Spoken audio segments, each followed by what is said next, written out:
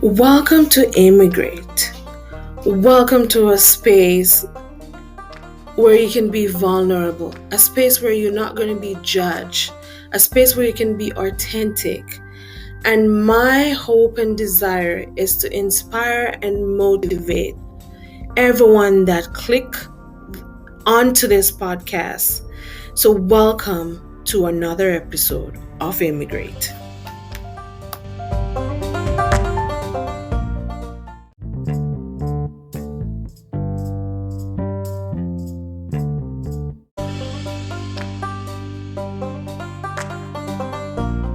So today guest is Fatima and Amanari. She will probably pronounce her name a little bit better than me. My apologies.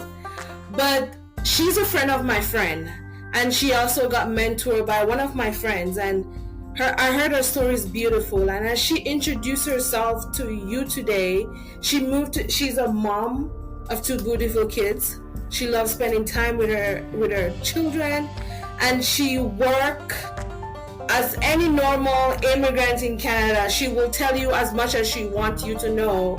And just welcome, Fatima. Welcome to my podcast. Thank you so much, Tasha. Hi, how are you? I'm good. So tell us about yourself. Sure. My name is Fatima Ansari. I moved to Canada in 2012, like over 11 years. And now I'm the mom of two great daughters. They are 6 and 1. I'm working for 9 years now in different positions, different jobs, but now I'm here. Great. So just tell us a little bit about your story while you were living here in Canada. Why did you move to Canada? You're from, Where are you from, by the way? I'm from Iran. Perfect. Okay, I've never been, but yeah. Okay, why did you move to Canada? Yeah, when I 11, 12 years ago, I got married to my husband. He was a PhD student here in Canada, and then we've been married for a couple of years away each other, but then I decided to move to Canada. At that time, I was a master's student in Iran. That's why I didn't want to move, and I wait until I finished my master over there and I did my thesis, and then I moved to Canada to accompany my husband. And we moved to Canada. We went to Ontario, London, Ontario. Stayed there for 4 years until my husband finished his PhD. And then we thought that, okay, where should we choose to start our not a student life? And then we chose Calgary. We moved all the way from London, Ontario to Calgary. We drove actually. It's a beautiful way to come here. It's awesome. And then we moved to Calgary in 2014, I think, if I'm not wrong. And then since then, we are here. Nice. It's so. A lot of my guests for the last couple of seasons has been people who move here with their family. Unfortunately, that didn't happen to me. I moved as a single person. But explain to me, just give us a synopsis, as much as you want to share and as vulnerable you want to be. How was your experience when you moved here? What are some of the changes that happened, or what happened when you moved here? Okay. The first thing that I want to bring up is moving with my husband makes the immigration way easier than moving just as a single person.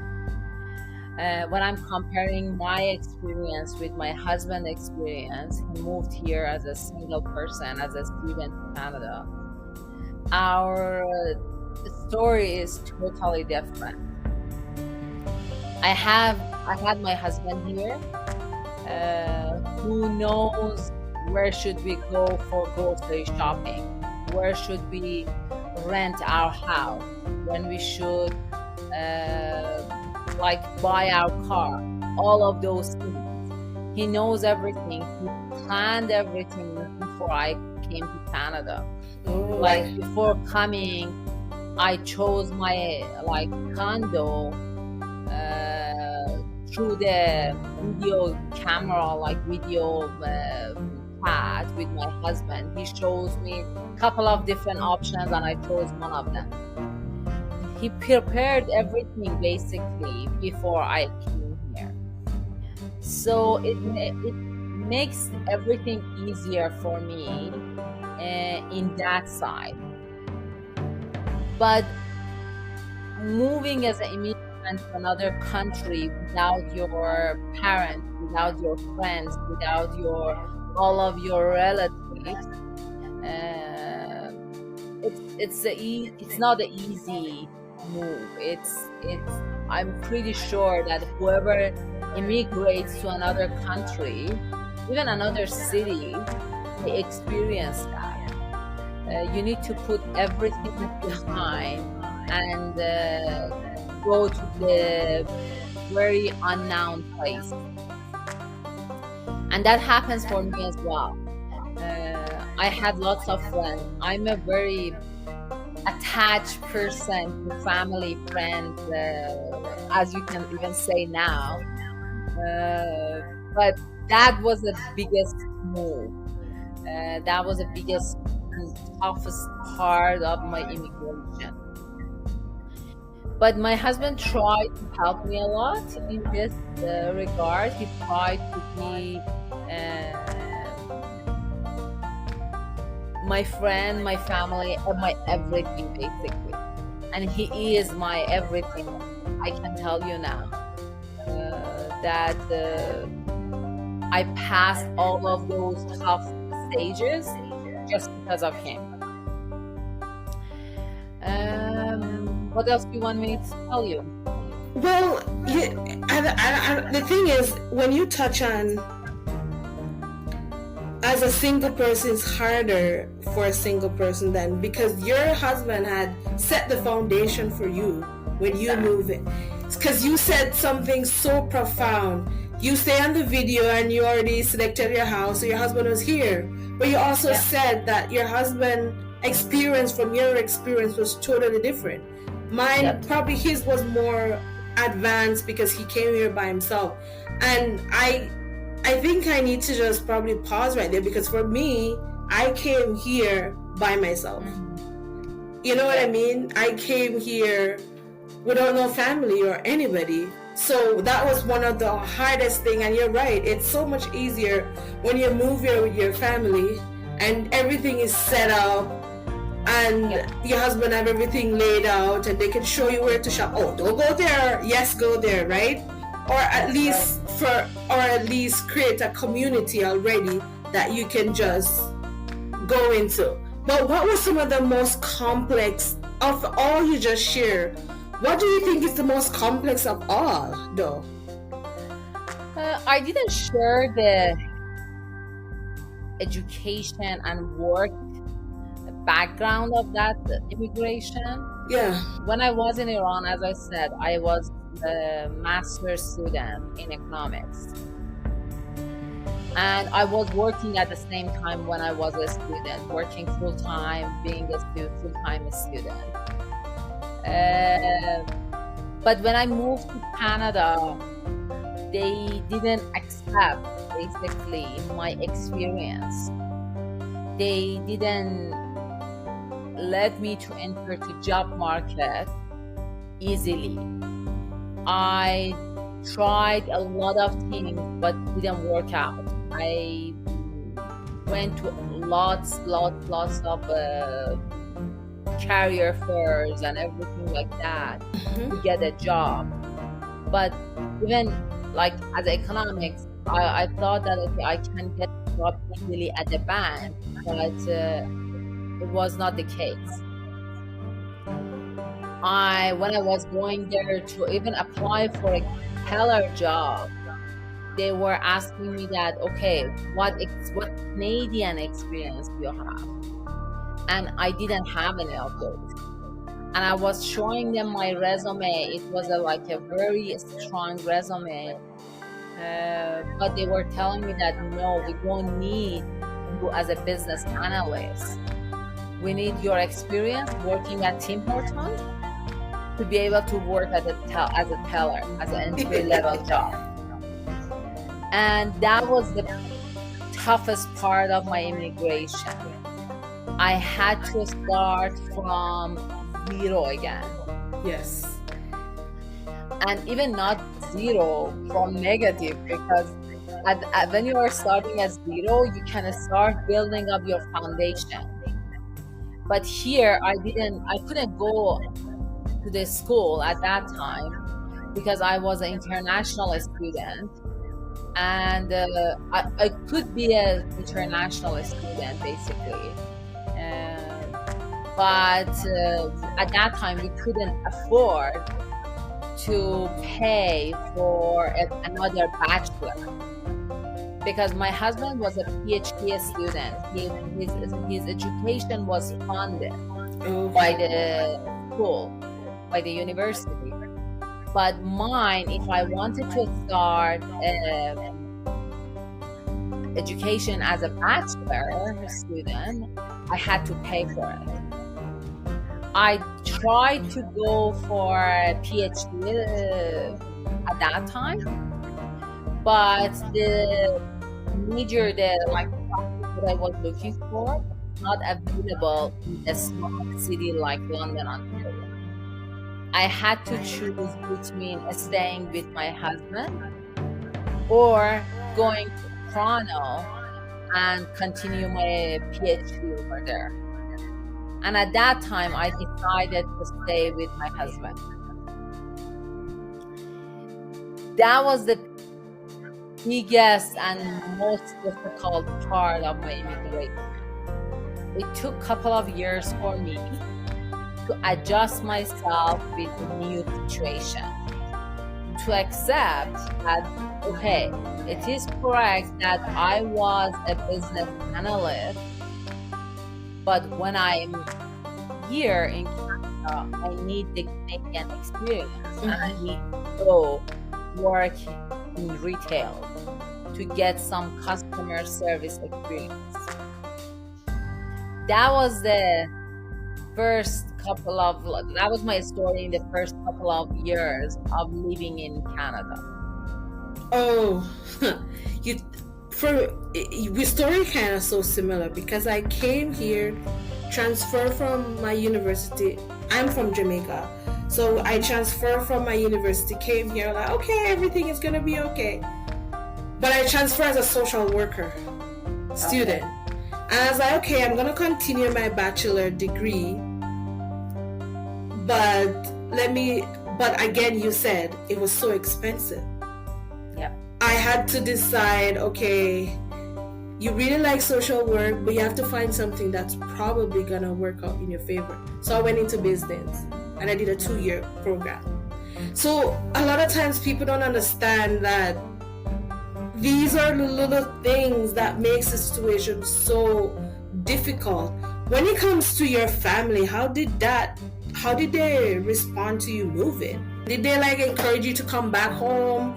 Why don't you guys pack up, or all your friends? How did that happen? The transition because I know you said it was hard for you with your friends and stuff. So how was that transition? Sure.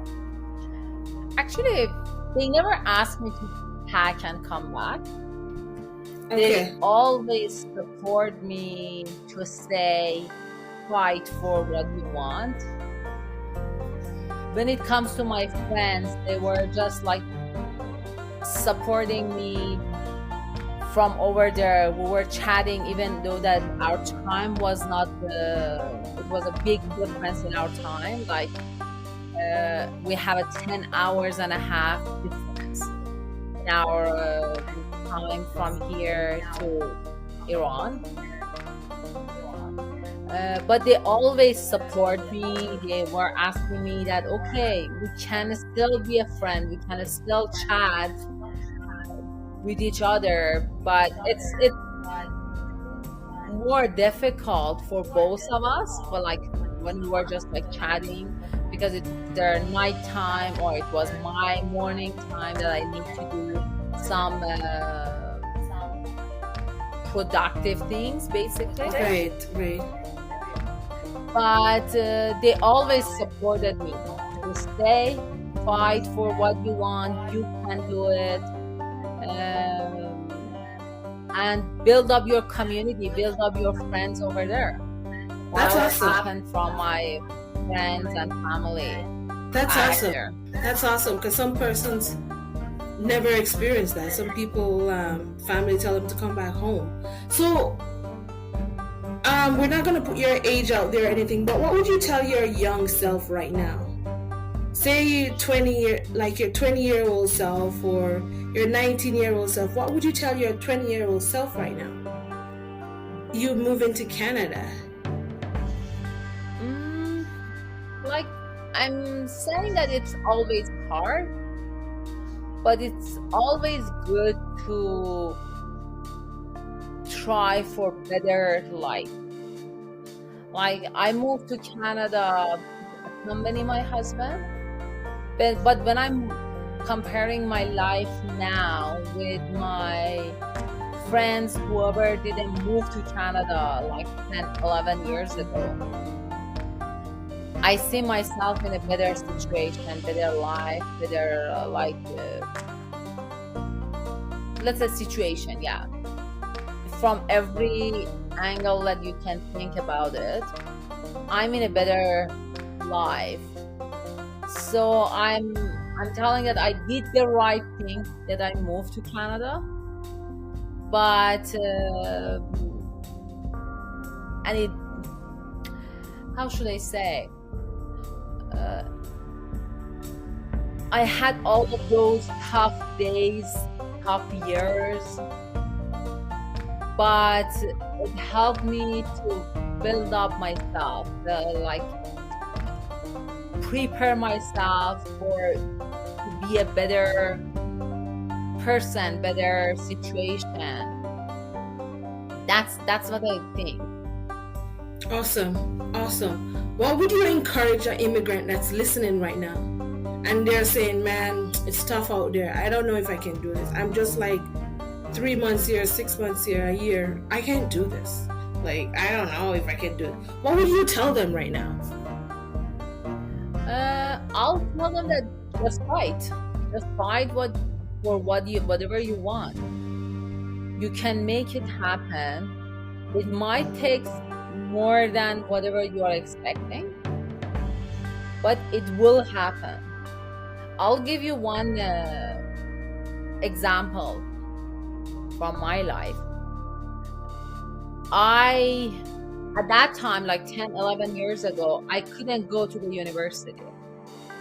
For whatever reason that I had at that time, I couldn't go to the university. Even though that I wanted to do it. Now after 10 years, 11 years, I've just finished my MBA here in Calgary. Oh, congratulations. Like, thank you. Like 3 years ago, I decided that, okay, everything is settled down. I have my job. At that time, I had my job. I had my kids. I had my family established and settled in Calgary. And I thought, okay, I always wanted to get the Canadian degree. Then now it's the time to do that. I started doing my MBA as an evening student, working full time, being a mom, and being a full-time student.